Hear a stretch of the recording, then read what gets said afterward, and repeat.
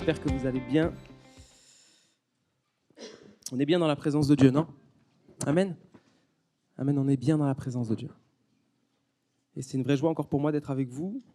Mon épouse est à côté avec les enfants, avec Mathilde. Que le Seigneur les bénisse, que nos enfants puissent ressortir de ce lieu avec une part supplémentaire de Dieu, le connaissant davantage. Je fais juste une parenthèse, je donnais cette image cette semaine à un couple qui a 4 enfants, un jeune couple qui a 4 enfants. Et je leur disais que notre rôle en tant que parents, c'est comme si nos enfants, comme si le monde était fait comme ça. Nos enfants, à 14 ans, doivent traverser la Manche à la nage. Et notre responsabilité, c'est de leur apprendre à nager jusqu'à ce qu'ils aient 14 ans. Et c'est une image de notre responsabilité spirituelle vis-à-vis de nos enfants. Nous devons leur apprendre à connaître Jésus. Parce que quand va venir l'adolescence, ils vont être plongés dans ce monde-là. Et si nous ne leur avons pas donné les bases, même s'ils sont libres après de leur choix, ils vont être jetés dans le monde et on ne leur aura pas transmis ce que nous avons reçu. Et c'est notre responsabilité en tant que parents d'apprendre spirituellement à nos enfants à nager dans ce monde pour ne pas se noyer dans tout ce que ce monde peut proposer. Et c'est ce que nous faisons, c'est vrai, au club, au GIB, quand nous leur apportons des leçons. Mais ça, c'est, je dirais, une partie de ce que nous leur transmettons. Mais nous, en tant que parents à la maison, c'est notre responsabilité de leur apprendre à nager et de leur transmettre cela pour qu'à leur tour, quand viendra peut-être les périodes les plus dures, l'adolescence, quand ils devront prendre une décision, le monde ne les englobe pas, ne les avale pas, mais qu'ils puissent tenir ferme et rester attachés au Seigneur. Amen. Amen. Voilà, comme je le disais tout à l'heure, Alain et Maïda sont à Gap. Il y avait un camp de formation, le campus, sur Gap ce week-end, et ils y sont encore.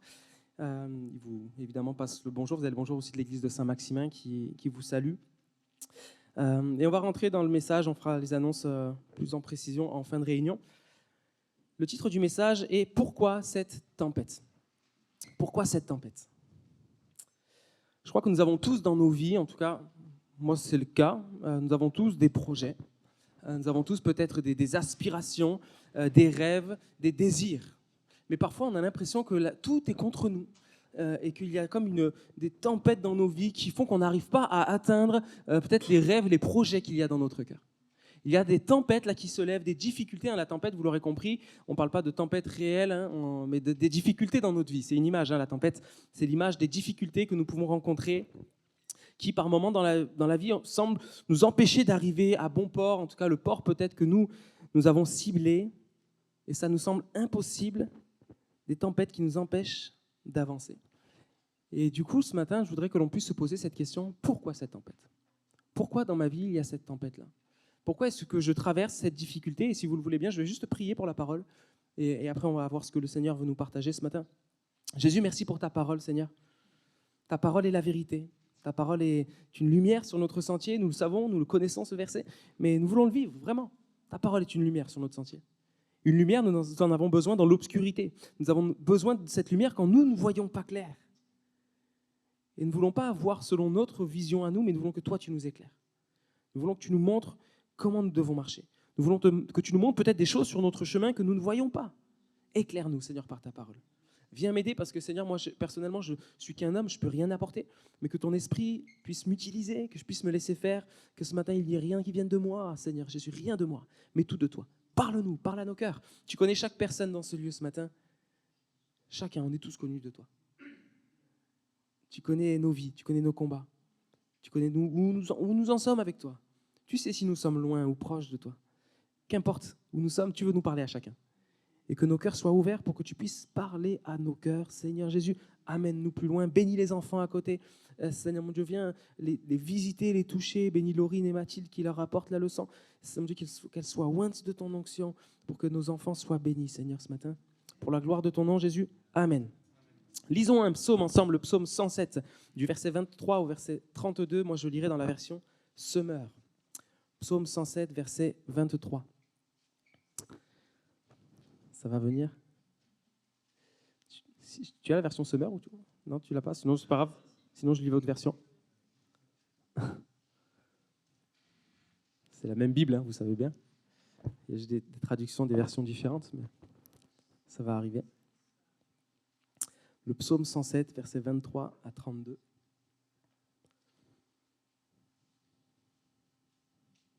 Ça va, vous n'êtes pas pressé? Moi, non, ça va.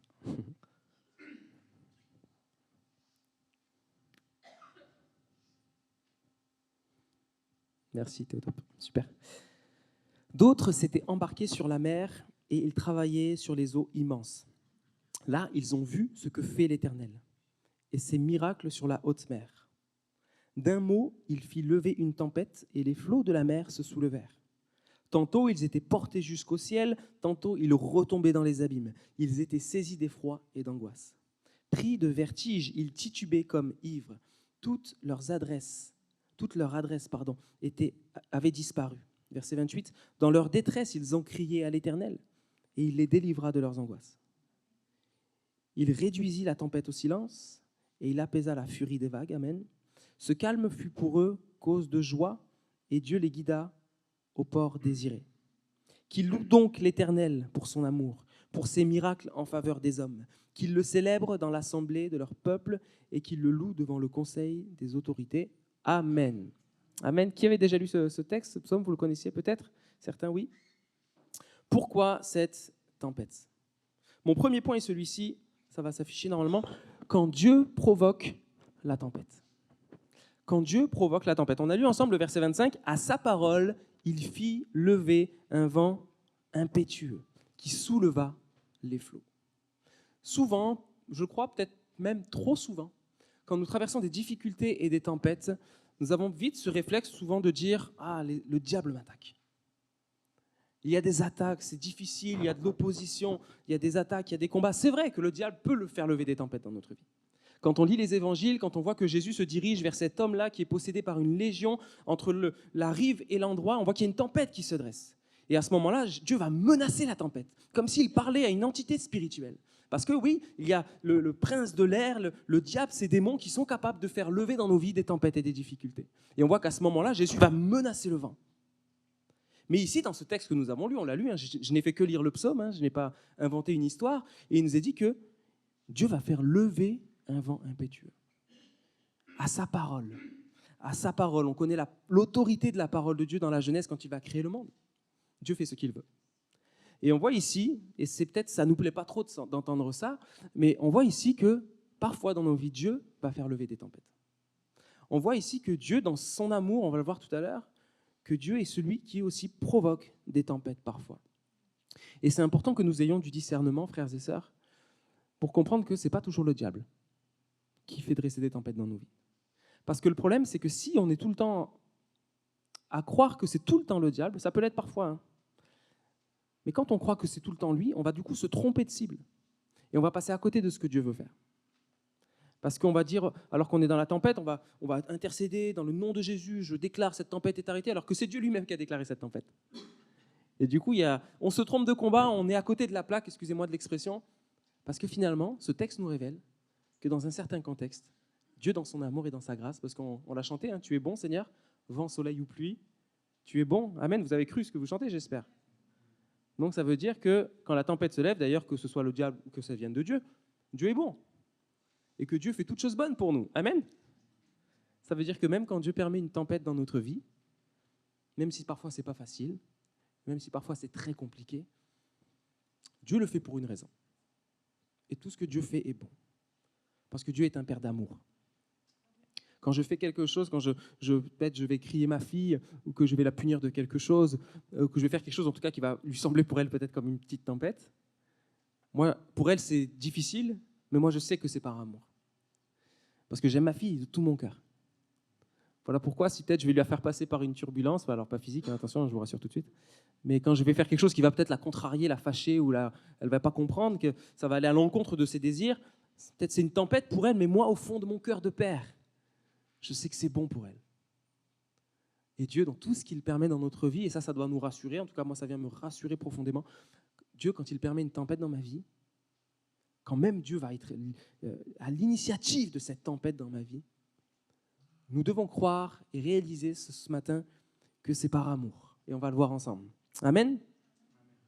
C'est pas ce qu'on aime le plus, de réaliser que Dieu peut lever des tempêtes dans nos vies. Mais quand on réalise pourquoi il fait les choses, alors que nous pouvons que le louer, comme le dit la fin de ce psaume. Quand Dieu provoque la tempête. Mon point numéro 2 est celui-ci, la raison de la tempête. Pourquoi Dieu lève une tempête? Parce que, ok, Seigneur, j'ai compris, tu es un Dieu d'amour, tu prends soin de moi, tu es celui qui peut dans ma vie même faire lever des tempêtes. Mais pourquoi? C'est important de comprendre pourquoi Dieu veut permettre une tempête dans ma vie. On relit le verset 23 et verset 24. D'autres s'étaient embarqués sur la mer dans des bateaux et ils vaquaient à leurs occupations sur des eaux, des profondes eaux. Verset 24, ceux-là ont vu les œuvres de l'Éternel et ses prodiges sur la haute mer. Je le relis. D'autres s'étaient embarqués sur la mer. Pourquoi il dit d'autres? Je vous encourage à lire le psaume 107 en entier à la maison. Il parle de plein de contextes différents, c'est hyper intéressant.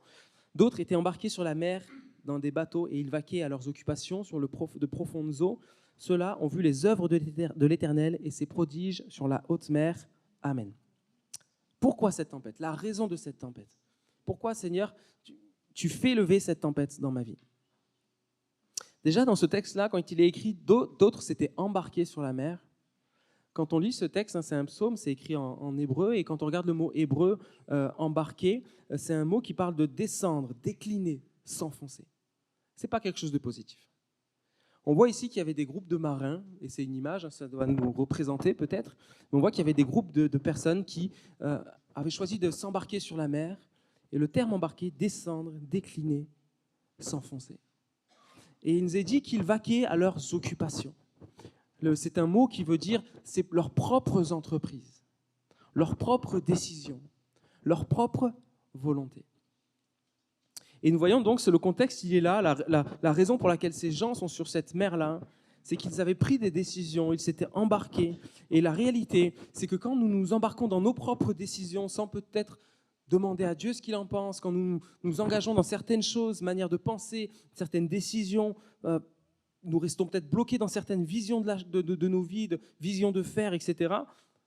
Et bien quand nous ne nous occupons pas de la volonté de Dieu, mais que nous partons simplement dans nos désirs, dans nos projets, dans nos entreprises, dans ce que nous voulons, mes rêves, mes désirs, mes entreprises, et bien on ne s'en rend pas compte, mais on est en train de descendre, de décliner et de s'enfoncer. Comme ces marins qui se sont embarqués sur la mer. Et voilà pourquoi Dieu, dans son amour, va permettre qu'une tempête se lève. Parce que parfois, dans nos vies, nous sommes convaincus d'être sur le bon chemin. Parfois, dans nos vies, nous sommes convaincus d'avoir pris la bonne décision. Mais Dieu, lui, voit bien plus loin. Dieu, lui, voit au-delà. Et Dieu, dans son amour, va faire lever une tempête. Et si Dieu ne faisait rien,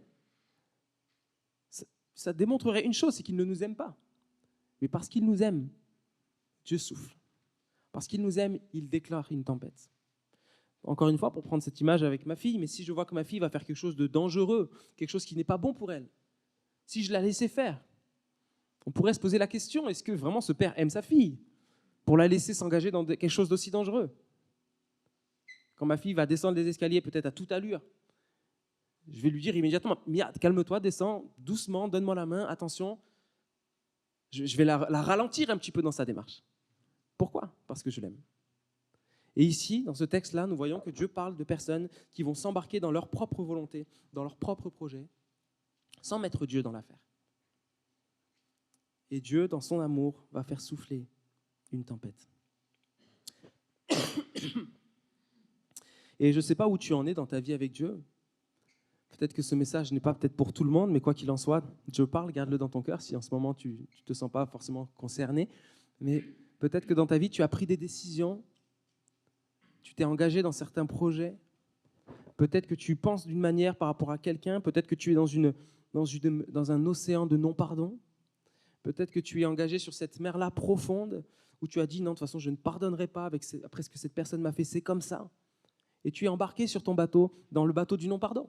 Peut-être que tu t'es embarqué sur le bateau d'un projet que toi tu as en tête, un projet qui te tient à cœur. Peut-être même que tu te dis, mais c'est rien de grave.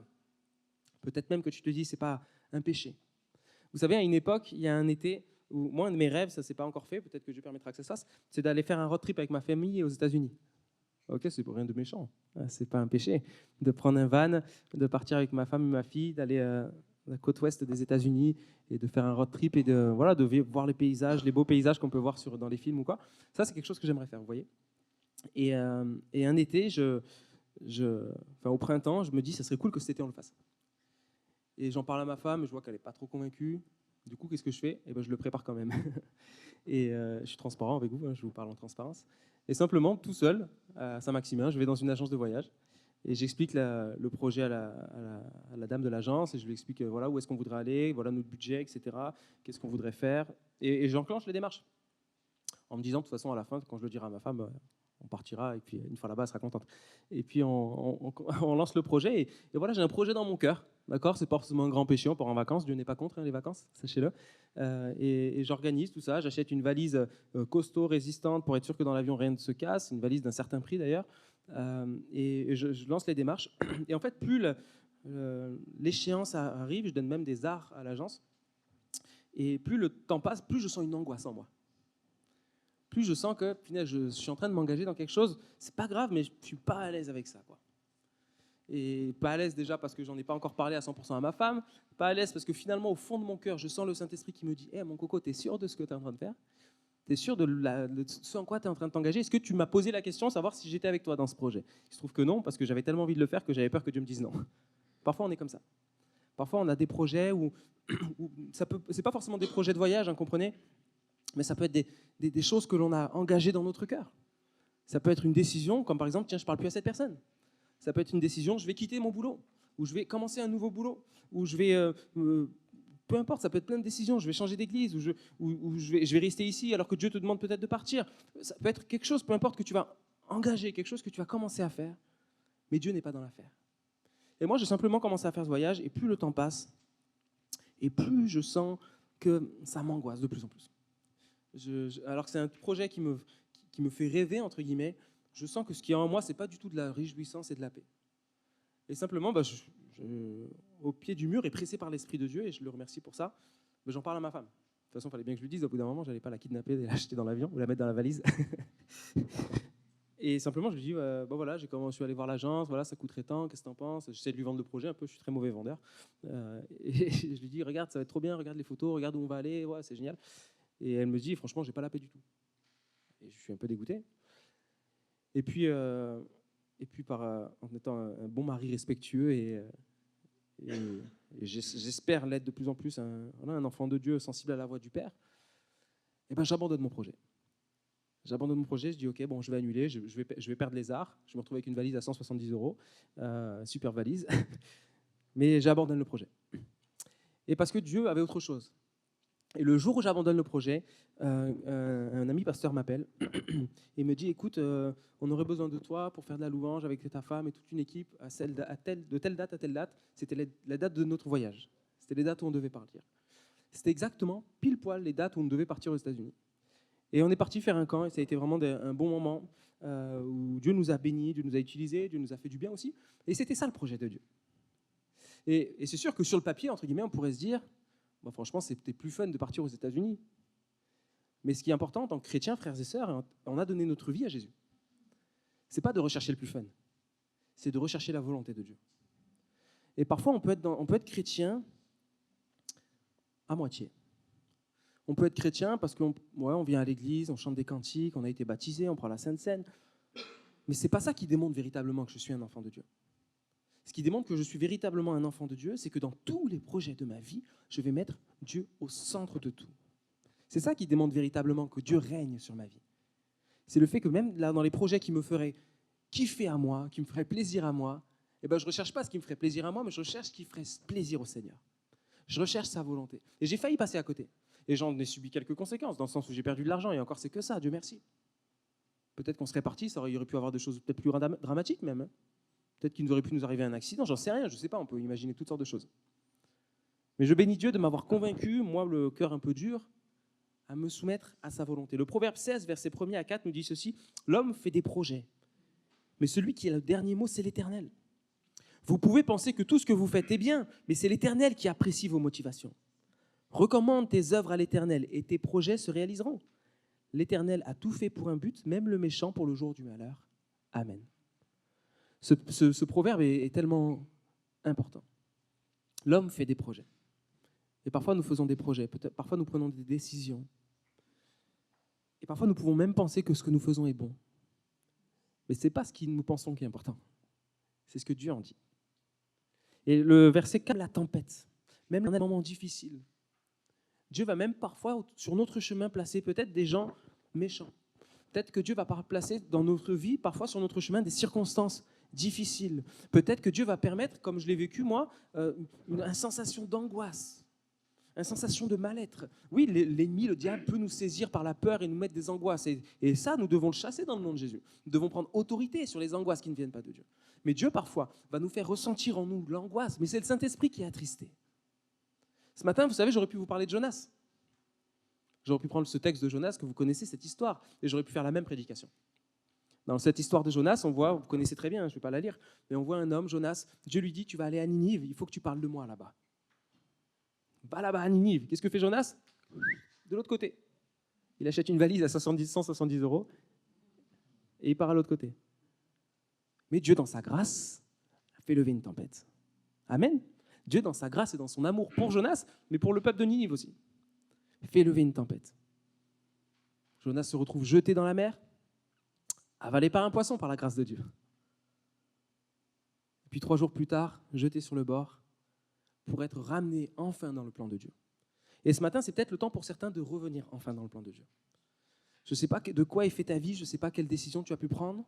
Peut-être que c'est une décision que tu as prise il y a longtemps. Et Dieu, dans sa grâce, ce matin, te parle pour te dire, mon enfant, ma fille, reviens. Reviens dans ce que moi j'ai prévu.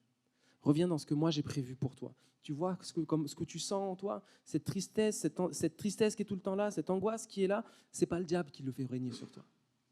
Mais c'est moi qui te fais ressentir que je suis triste des décisions que tu as prises. Cette tempête, cette difficulté que tu traverses, c'est ma grâce et mon amour qui l'ont permise. Pour que tu puisses revenir dans les projets que moi j'ai pour toi. Mon 3e point est celui-ci, un processus plein de grâce. Avant d'aller plus loin, je voudrais juste faire une parenthèse. Je crois que ce matin, si tu es dans ce cas-là, le Saint-Esprit te le fait ressentir. Et je voudrais dire à certains qui traversent des difficultés, il y a des combats, il y en a certains ici, je le crois ce matin, qui traversent des combats et c'est complètement autre chose.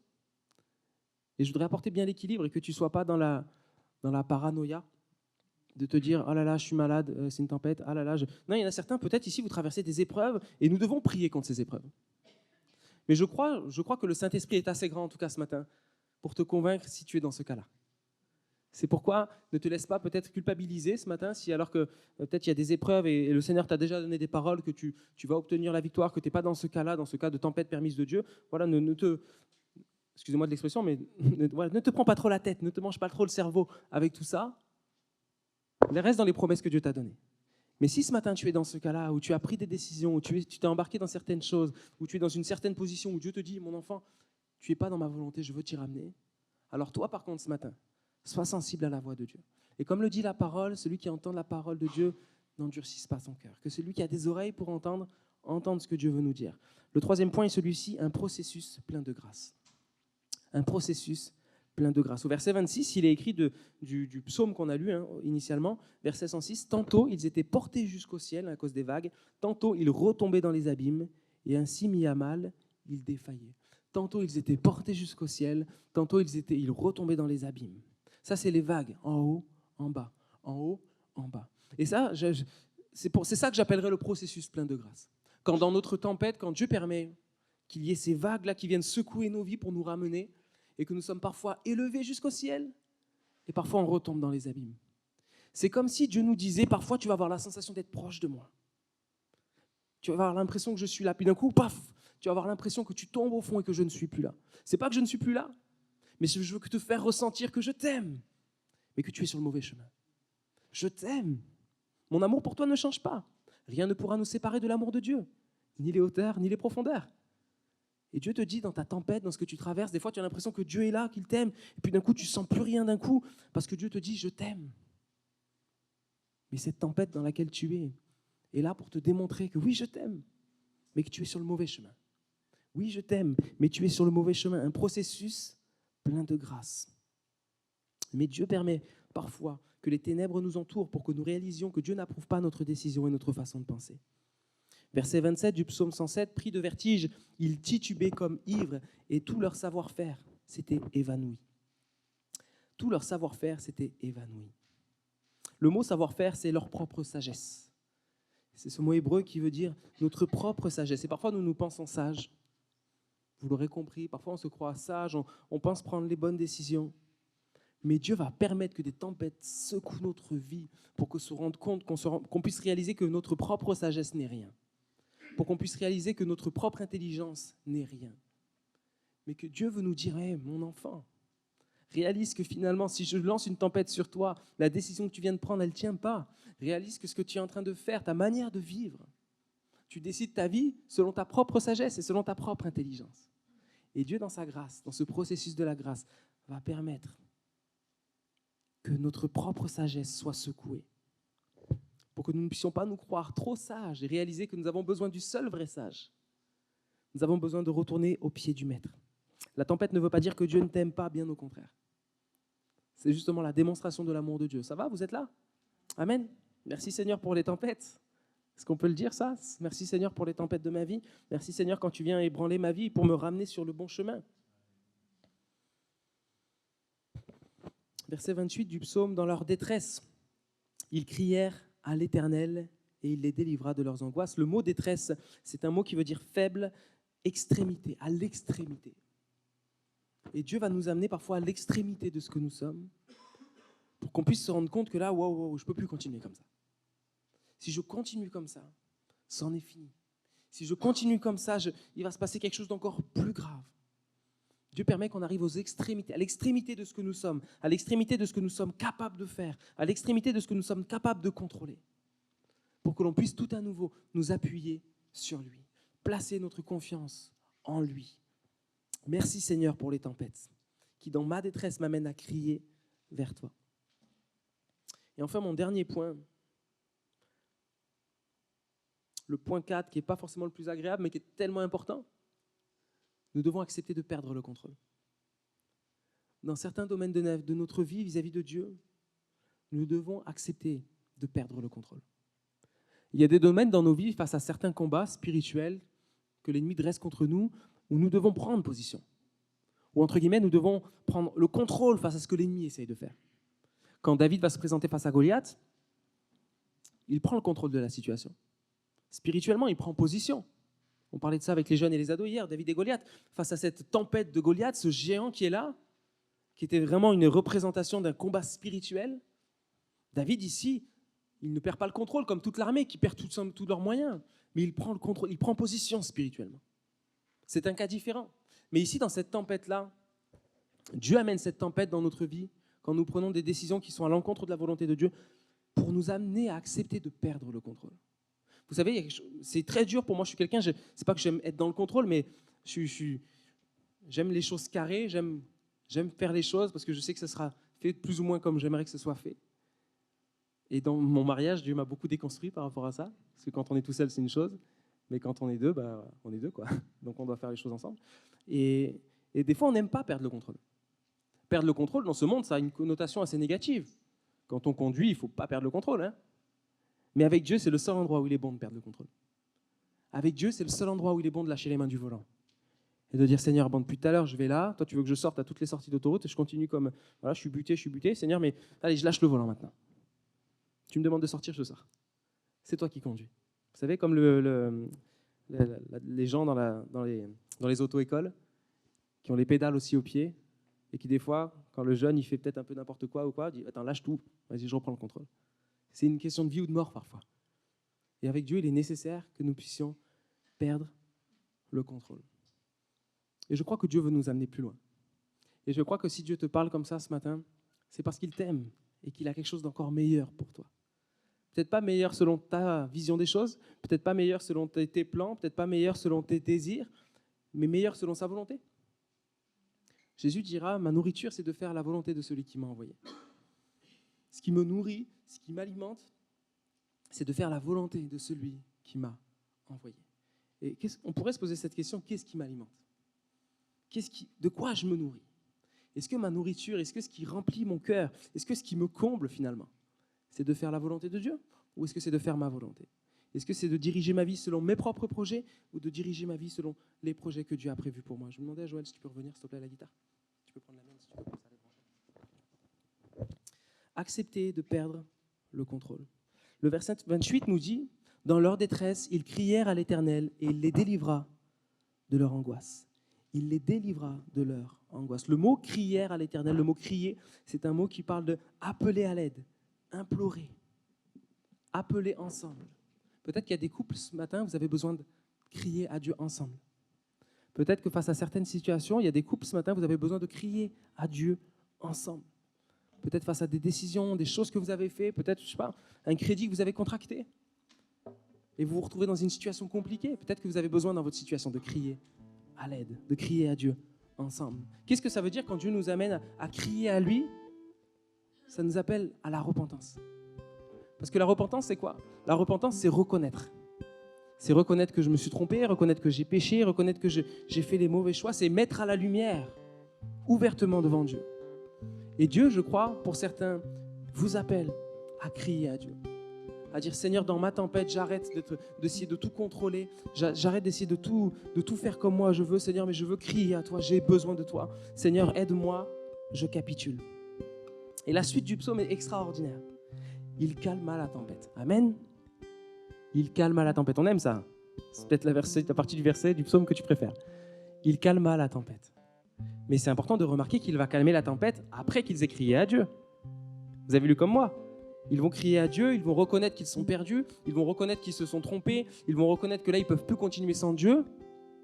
Alors Dieu calme la tempête. Dieu ne va pas calmer la tempête jusqu'à ce que tu capitules. Mais quand tu capitules et quand tu reconnais, quand tu dis « Seigneur, pardon parce que je me suis trompé. Seigneur, pardon parce que j'ai pris des décisions sans te demander ton avis. Seigneur, pardon parce que j'ai fait toutes sortes de choses, Seigneur Dieu, sans que te demander si tu étais d'accord avec ça.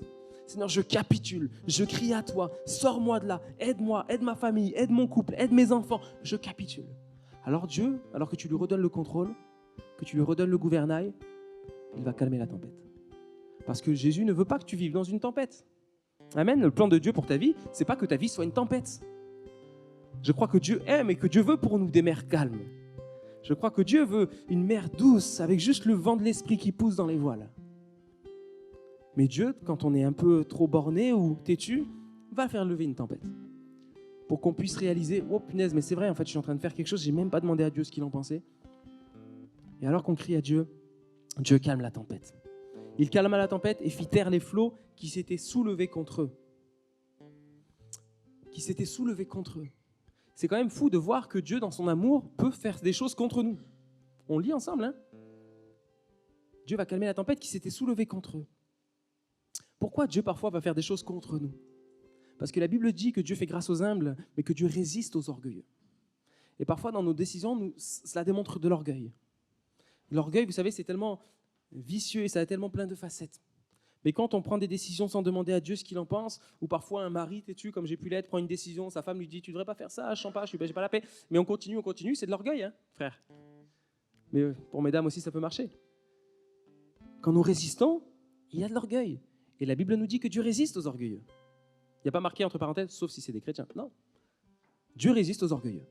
Et que nous soyons chrétiens ou pas, si nous sommes orgueilleux, Dieu nous résiste.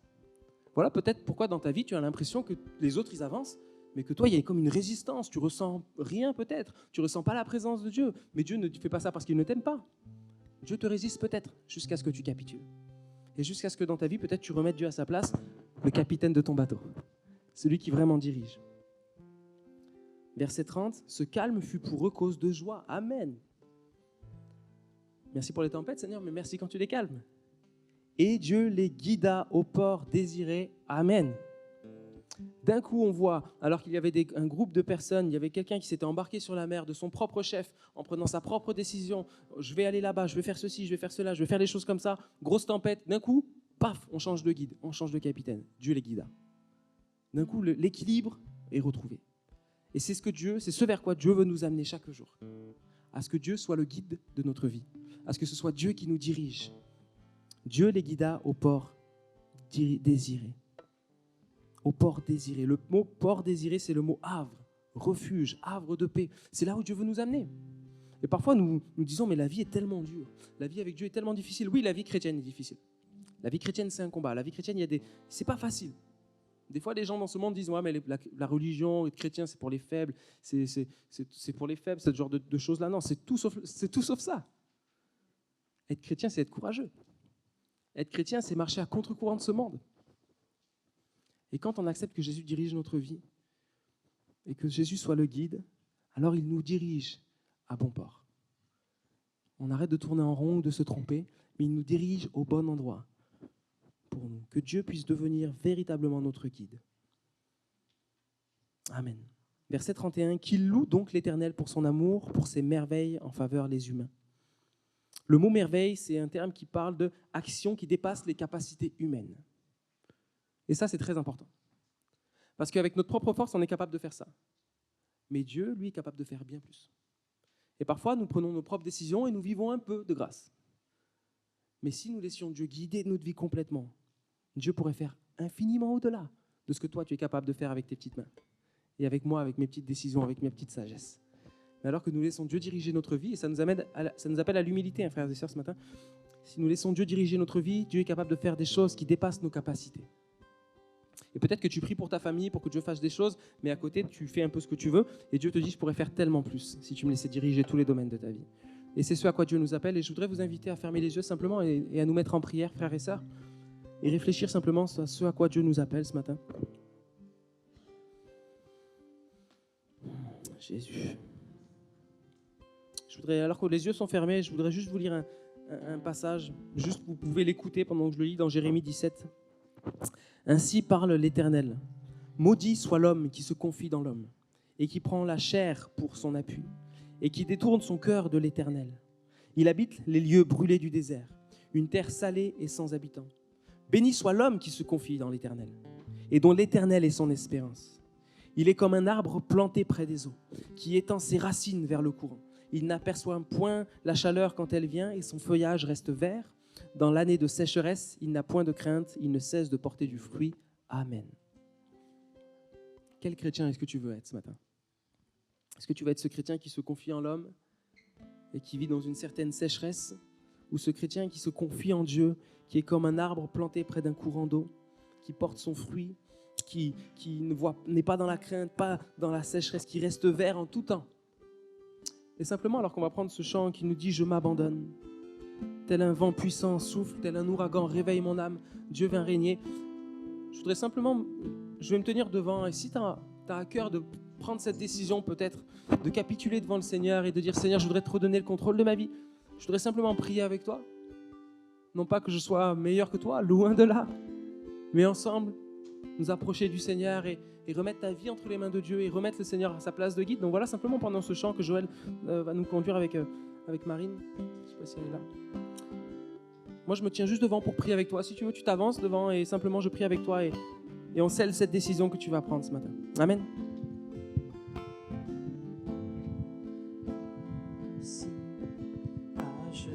Devant toi, j'abandonne tout. J'abandonne tout. Mon seul désir, alors que tu m'attires, c'est d'être avec toi. Être avec toi. Je m'abandonne.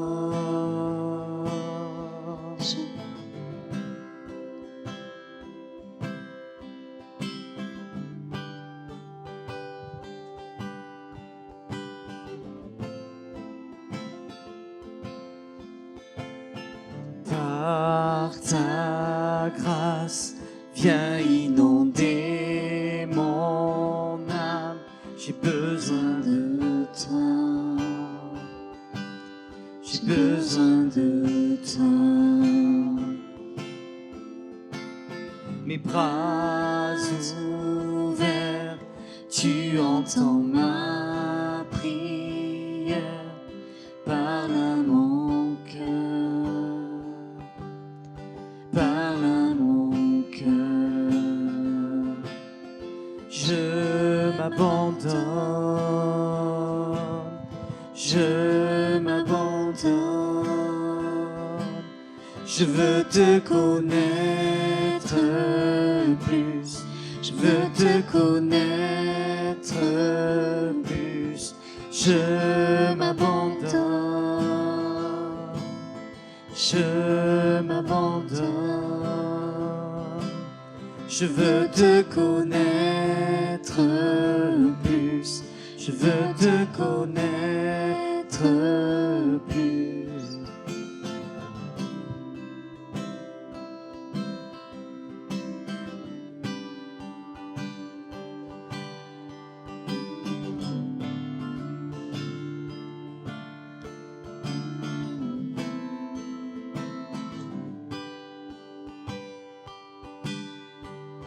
Tel un vent puissant, souffle maintenant. Dieu vient régner, Dieu vient régner en moi. Tel un ouragan, réveille mon âme. Dieu vient régner, Dieu vient régner en moi. Tel un vent puissant, souffle maintenant. Dieu vient régner, Dieu vient régner en moi. Tel un ouragan, réveille mon âme. Dieu vient régner, Dieu vient régner en moi. Je m'abandonne, je m'abandonne. Je veux te connaître plus, je veux te connaître plus. Je m'abandonne, je m'abandonne. Je veux te connaître plus, je veux te connaître plus. Je m'abandonne, je m'abandonne. Je veux te connaître plus, je veux te connaître plus.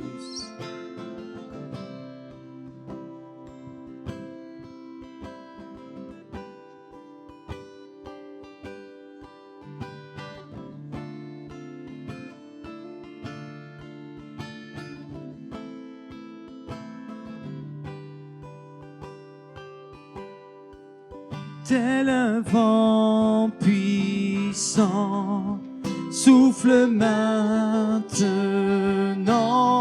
Dieu vient régner, Dieu vient régner en moi. Tel un ouragan, réveille mon âme. Dieu vient régner, Dieu vient régner en moi. Tel un vent puissant, souffle maintenant. Dieu vient régner, Dieu vient régner en moi. Tel un ouragan, réveille mon âme.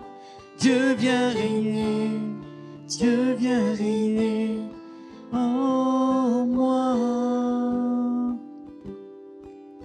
Je m'abandonne,